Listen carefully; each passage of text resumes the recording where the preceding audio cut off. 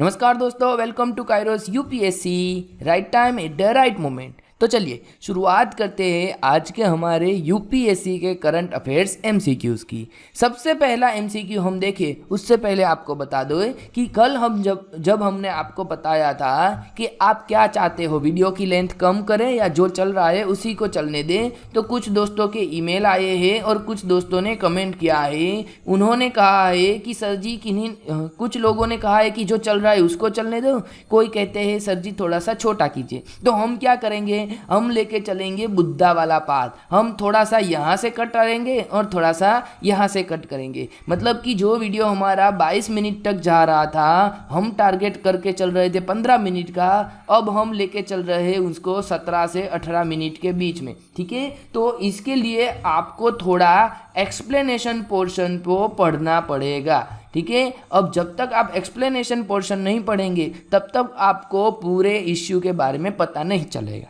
ठीक है, चलिए आपको सिलेक्शन लाना है और इसके लिए आपको भी कुछ एफर्ट्स लगाने पड़ेंगे। सबसे पहला एमसीक्यू आपके सामने है, which of the following countries constitute global biofuels alliance. देखिए क्या हुआ है अभी, तो अभी हुआ है इंडिया में G20 की समिट, और इस G20 की समिट में आपको पता है कि मौके पे चौका लगाने के लिए हमारे प्रधानमंत्री जाने जाते हैं। तो उन्होंने क्या किया है, उन्होंने ग्लोबल बायोफ्यूल अलायंस लॉन्च किया है। अब आपको पता होना चाहिए कि भैया बायोफ्यूल क्या होता है। तो ऐसा रिसोर्सेज जिसमें किसका यूज़ होता हो, बायो का यूज़ होता हो। ठीक है, और ये बायो रिसोर्सेज के मदद से हमें क्या मिलता है, बायोफ्यूल्स मिलता है। ठीक है, तो इसमें कौन कौन से मेंबर है आपको बताना है, करेक्ट वाले। क्या उनमें यूएसए है, क्या उनमें ब्राज़ील है, क्या उनमें अर्जेंटीना है, south Africa, Italy, Mauritius, UAE, बोलिए।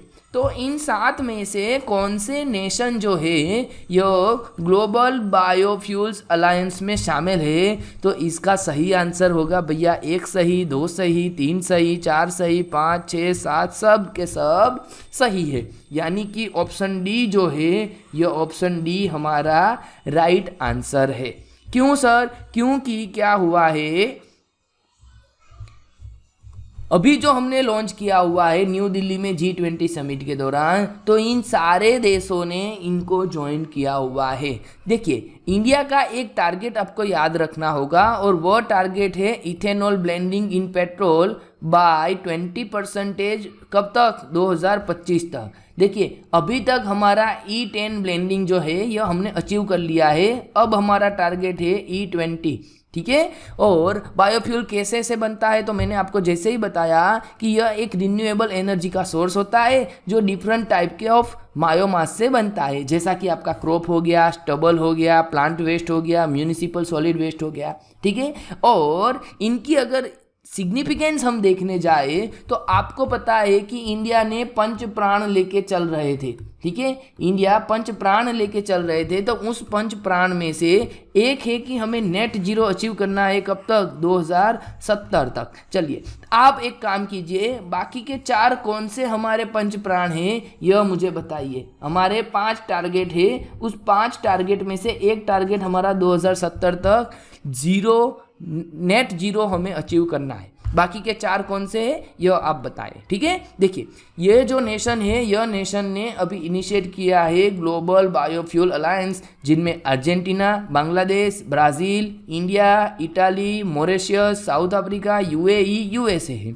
साथ ही साथ ऑब्जर्वर कंट्री के तौर पे कनाडा और सिंगापुर भी शामिल है। ठीक है, चलिए नेक्स्ट एमसीक्यू पूछ रहा है आपको, with reference to India middle east Europe mega economic corridor consider the following statement. देखिए क्या हुआ है, तो जो हमारा G20 का समिट हुआ था उसी के तौर पे हमारे साथ एक ग्लोबल इंफ्रास्ट्रक्चर इन्वेस्टमेंट के नाम पे ऐसा कुछ कॉरिडोर बनाने की बात चल रही थी।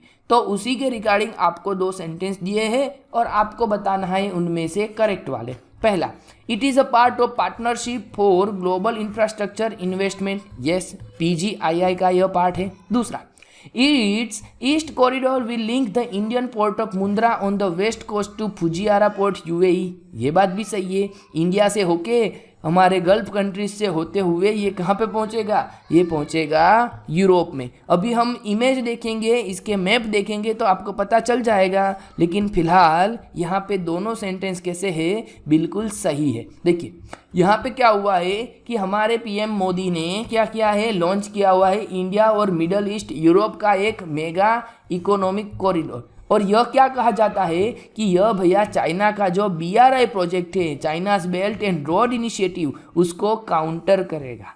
ठीक है, आप देख सकते हो कि हमारा प्यारा भारत यहाँ पे आपको दिख रहा है। यहाँ से जाएंगे UAE में, UAE से जाएंगे आप कहाँ पे, आप जाएंगे सऊदी अरेबिया में, सऊदी अरेबिया से आगे होते हुए आप ऐसे कहाँ पे पहुँचेंगे, आप पहुँचोगे यूरोपियन यूनियन में। ठीक है, तो इसका नाम है India middle east Europe corridor, IMEC, याद रखिएगा। ठीक है, इसमें आप ये भी याद रखिएगा कि यहाँ पे सी रूट भी है और रेल रूट भी है। ठीक है, ऐसा नहीं है कि भैया सिर्फ सी रूट है, सी रूट भी है। देखिए जैसे कि यहाँ पे हमारे बॉम्बे से होके UAE तक क्या है, ये हो गया आपका सी रूट। अब रेल रूट है तो यहाँ पे एक और रूट शामिल होगा और वो होगा आपका रोड रूट। ठीक है, ऐसा ज़रूरी नहीं है कि भाई जो सामान हमारा यहाँ से UAE तक पहुँचा, ये सामान आगे सिर्फ ट्रेन में ही जाएगा। हो सकता है यहाँ पे एक अच्छा सा रोड प्रोवाइड करे तो यहाँ से ट्रक भर के हमारे सामान भी आगे की ओर जा सकता है। ठीक है, तो ऐसा माना जाता है कि यह चाइना के बेल्ट एंड रोड इनिशिएटिव के काउंटर करने के लिए है, क्योंकि पूरी दुनिया को पता है कि चाइना की जो डेप्थ डिप्लोमेसी है, यह डेप्थ डिप्लोमेसी का आंसर देना बहुत ही ज़रूरी था। तो India middle east Europe corridor जो है, यह इसका एक अच्छा सा आंसर हो सकता है। ठीक है, चलो, which of the following countries share a border with Morocco. चलिए भैया, मोरक्को के साथ कौन कौन से बॉर्डर लॉन्च शेयर करते हैं? सर जी ऐसे क्वेश्चन तो दुनिया में 193 नेशंस है, तो क्या सबके बॉर्डर याद रखने हैं? नहीं, आपको याद रखना है जो करंट में होता है। और अभी बहुत बड़ा एक डिजास्टर आया है मोरक्को में, जिसके हिसाब से वहाँ पे अभी 2500 लोगों की जान चली गई है और लाखों लोग बेघर हो चुके हैं। ठीक है, तो हमारे एग्ज़ाम के लिए हमें सिर्फ सिंपैथी नहीं, हमें एक स्मार्ट स्टडी करना है। तो हमें बताना है कि उनमें से कौन से कंट्री है जो मोरक्को को बॉर्डर शेयर करते हैं। पहला ऑप्शन है वेस्टर्न सहारा, उसके बाद इजिप्ट, सूडान और अल्जीरिया। तो यहाँ पे इजिप्ट और सूडान नहीं आएगा। 1 और 4 नंबर सही है, हमें पूछा है करेक्ट वाला, तो ऑप्शन सी जो है ये हमारा राइट आंसर होगा। ठीक है, देखिए अभी क्या हुआ है कि 70 किलोमीटर दूर कहाँ से, माउंटेन जो है ना मोरक्को में, तो एटलास माउंटेन से 70 किलोमीटर साउथ में माराकेश जो इकोनॉमिक हब है, वहाँ पे ये आया हुआ है। ठीक है, देखिए आप देख सकते हो यहाँ पे वेस्टर्न सहारा है और यहाँ पे क्या है, अल्जीरिया है। यहाँ पे एक चीज़ आपको याद रखना है हमेशा, जिब्राल्टर स्ट्रेट। क्या याद रखना है? Gibraltar straight. ठीक है, तो मोरक्को दोनों साइड ओपन होता है, एक होता है मेडिटेरियन सी और एक होता है एटलांटिक सी। ठीक है, चलिए अगला क्वेश्चन पूछ रहा है, the term storm 0558 often seen in news is a, मतलब कि जो स्टॉर्म 0558 न्यूज़ में था वह क्या है? ट्रॉपिकल साइक्लोन है, टेम्परेट साइक्लोन है, China based threat actor use for espionage objective से, या फिर नॉन ऑफ द अबव है। तो ऐसा हमें कोई साइक्लोन अभी देखने को नहीं मिल रहा है। तो चलिए बात आ गई आपकी 50-50 पे। अब जब भी आप यूपीएससी में 50-50 पे आ जाओ तो आपको क्वेश्चन अटेंड करके आना है, आपको उस क्वेश्चन को स्किप करना नहीं है। ठीक है, चलिए तो यहाँ पे सही आंसर हो जाएगा option C, China based threat actor use for espionage objective. मतलब क्या हुआ सर? देखिए क्या हुआ है अभी कि माइक्रोसॉफ्ट की जो थ्रेट इंटेलिजेंस है, उन्होंने विथ मॉडरेट कॉन्फिडेंस एसेस किया है स्टॉर्म 0558। वो क्या है कि वह चाइना की एक थ्रेट एक्टर है जो कि एक्टिविटीज़ करती है, जिससे क्या होगा, आपके सिस्टम को हैक किया जा सकता है।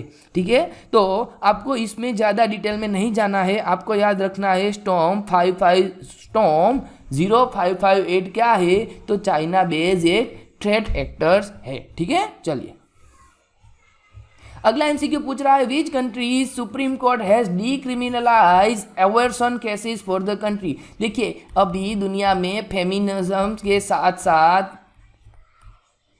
आप देखेंगे तो चाइल्ड राइट्स, या फिर हम यूं कहेंगे कि टोटल जो ह्यूमन राइट्स है उनके रिगार्डिंग पूरी दुनिया ज़्यादा कॉन्शियस हो रही है। तो अगर दुनिया में कहीं पे भी बेस्ट प्रैक्टिस हो रहा है या कुछ भी बहुत ही गलत हो रहा है तो यूपीएससी के लिए बहुत ही इम्पोर्टेंट न्यूज़ बन जाती है। तो ऐसी news as a civil service aspirants के तौर पे आपको पता होनी चाहिए कि भैया कौन से देश की सुप्रीम कोर्ट ने अभी एबॉर्शन को डिक्रिमिनलाइज किया है, कतार में, मेक्सिको में, चिली में या इटाली में। तो इसका सही आंसर है ऑप्शन बी, मेक्सिको में। ठीक है, मेक्सिको में अभी क्या हुआ है कि वहाँ पे उन्होंने डिक्रिमिनलाइज किया हुआ है। ठीक है, चलिए ये थे हमारे करंट वाले सेक्शन। अब हम बढ़ते हैं हमारे स्टैटिक वाले क्वेश्चन की ओर, और स्टैटिक वाले क्वेश्चन में हमारा चल रहा है 2019। देखिए आपको क्या करना है, जैसे ही एमसीक्यू आपके सामने आता है आपको वीडियो को करना है पॉज और उस वीडियो को करना है अटेंड। उसके बाद आपको वीडियो कंटिन्यू करना है और साथ साथ में बताना है कि सर जी मेरे 5 में से 5 सही हुए या फिर 4 हुए या फिर 3 हुए। अगर आपके 4 भी सही होते हैं तो आपकी प्रिपरेशन बढ़िया चल रही है, लेकिन अगर आपके 3 भी नहीं हो रहे हैं तो भैया रेड सिग्नल है, अच्छे से जल्दी पढ़ाई करना सीरियसली चालू कर दो। ठीक है, चलिए सबसे पहला एमसीक्यू देखते हैं। The parliament prevention of disqualification act 1959 exempts several posts from disqualification on the grounds of office of profit. Okay, दूसरा, the above mentioned act was amended 5 times. Okay, तीसरा, the term office of profit is well defined in the constitution of India. अरे भैया हमारे constitution में कौन सी ऐसी term है जो बहुत ही अच्छे से, मतलब यहाँ पे उन्होंने क्या स्पेसिफाई किया है कि वेल डिफाइंड है। ठीक है, तो ऐसी कोई भी टर्म हमें देखने को नहीं मिलती है। देखिए मुझे पूरा क्वेश्चन नहीं आता है, लेकिन मुझे इतना कॉन्सेप्ट पता है कि हमारे कॉन्स्टिट्यूशन में बहुत सारी चीज़ें वेग है। ठीक है, तो यहाँ पे ऐसे ही मैं तीसरे सेंटेंस को गलत करता हूँ। देखिए मुझे क्या पूछा है, करेक्ट पूछा है। अब करेक्ट पूछा है तो 3 नंबर तो आएगा नहीं, तो 3 नंबर ना जहाँ पे भी होगा मैं उसको क्या करूँगा, हटा दूंगा। देखिए सी कट गया, बी कट गया और साथ में डी कट गया, बचा क्या, ऑप्शन ए 1 और 2। तो मेरा जो ए है यानी कि पहला और दूसरा ये दोनों सेंटेंस कैसे हो गए, बिल्कुल सही हो गए। ठीक है, चलिए नेक्स्ट एमसीक्यू पूछ रहा है, विच one of the following suggest that the governor should be an eminent person from outside the state and should be a detached figure without intense political links or should not have taken part in politics in the recent past। देखिए क्या होता है कि कोई एक state में government की appointment president करते हैं और प्रेसिडेंट करते हैं सेंट्रल गवर्नमेंट की एड एंड एडवाइस से।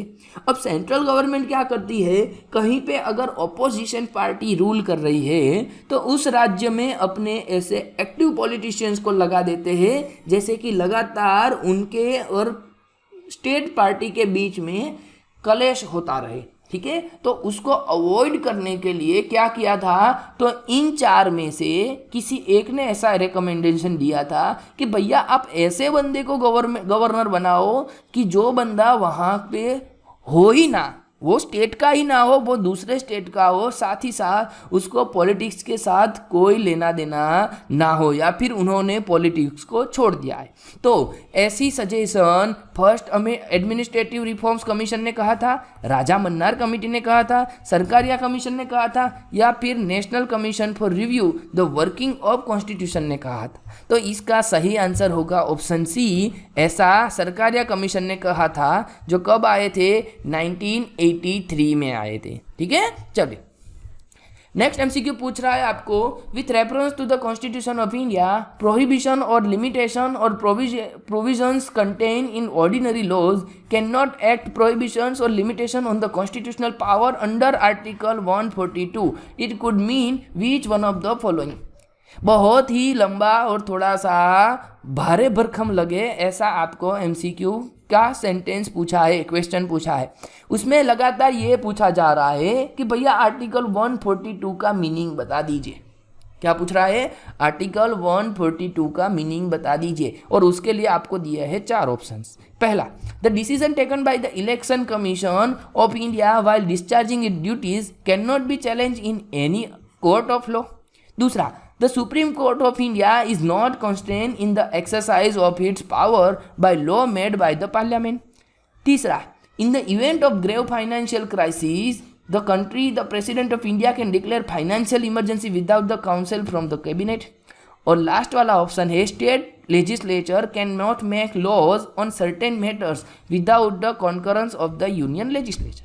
देखिए यहाँ पे जो भी दिया हुआ है कि भैया इलेक्शन कमीशन की बात आती है तो वो आएंगे 324 आर्टिकल के आसपास, फाइनेंशियल इमरजेंसी आएंगी आपकी आर्टिकल 360 के आसपास, ठीक है, और यूनियन और स्टेट लेजिस्लेचर की बात आएंगी वो आएंगे 240 के आसपास, ठीक है। तो यहाँ पे यह सही नहीं बन रहा है, सिर्फ एक ही ऑप्शन है जो बिल्कुल सही बोल रहा है कि भैया 142 का मतलब ये होता है कि सुप्रीम कोर्ट कोई भी ऑर्डर पास कर सकता है। समझ रहे हो, कोई भी मतलब कोई भी, उसके ऊपर कोई भी लिमिट नहीं लगाते, कौन, पार्लियामेंट का कोई भी एक्ट, ठीक है। तो यहाँ पे बी ऑप्शन जो है यह हमारा बिल्कुल सही आंसर है।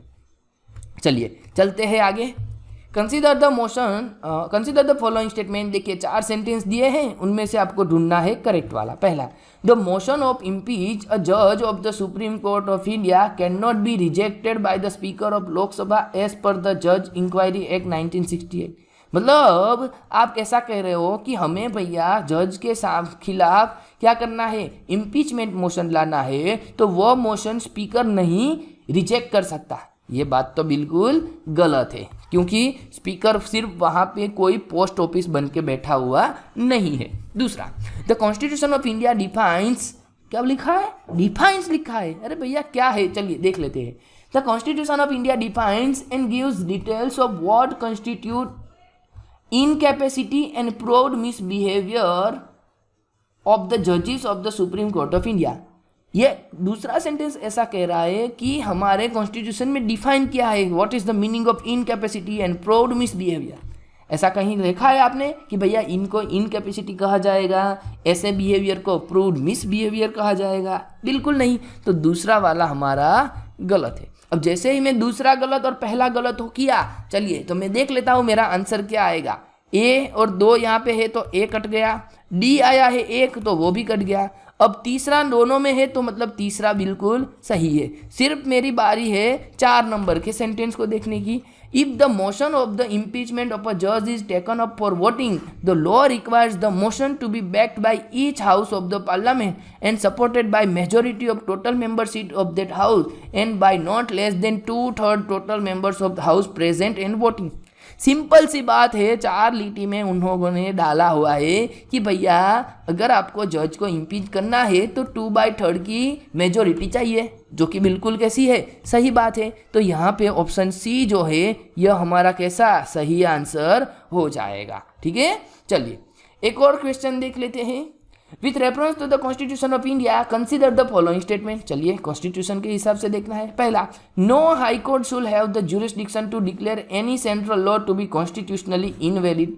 मतलब कि आप तो हाई कोर्ट वाले के सामने ऐसा बोल रहे हो कि भैया आपके पास पावर नहीं है सेंट्रल लॉ को कॉन्स्टिट्यूशनली वैलिड चेक करने की। नहीं भैया, ये बात बिल्कुल गलत है। बहुत सारे हमारे सेंट्रल गवर्नमेंट के लॉज अमेंडमेंट जो है उनको स्टेट हाई कोर्ट ने क्या किया है, बहुत बार रिजेक्ट किया है, होल्ड किया है, ठीक है, इनवैलिड भी करार दिया हुआ है। तो पहला सेंटेंस हमारा गलत है। दूसरा, an amendment of the constitution of India can not be called into question by the supreme court of India. ये बात भी गलत है। बहुत सारे ऐसे अमेंडमेंट है जो जैसे ही गवर्नमेंट अमेंडमेंट करती है तो एक पूरी की पूरी लॉबी सीधी चली जाती है सुप्रीम कोर्ट में। सर जी देखिए ये गलत कर दिया, सर जी देखिए ये गलत कर दिया। समझ रहे हो? अभी हाल ही का देख रहे ना, हाल ही में क्या किया है, आर्टिकल 370 जो कश्मीर के बारे में है तो उसके हिसाब से भी ये चल रहा है। ठीक है, तो दूसरा सेंटेंस भी हमारा गलत है। सही आंसर हो जाएगा हमारा ऑप्शन डी, नाइदर 1 नॉर 2। ठीक है, चलिए तो ये थे हमारे आज के MCQ। आपको जो भी सजेशन है आप कमेंट बॉक्स में, यूट्यूब पे, टेलीग्राम पे या ईमेल के थ्रू हमें पहुंचा सकते हो। ठीक है, लेकिन अभी हमें आपकी रिक्वायरमेंट ऐसी है, आपकी ये सपोर्ट की ज़रूरत है। आपको करना है इस वीडियो को शेयर ताकि हमारे एफर्ट्स सभी लोगों तक पहुंच सके। ठीक है, चलिए तब तक के लिए धन्यवाद। Thank you.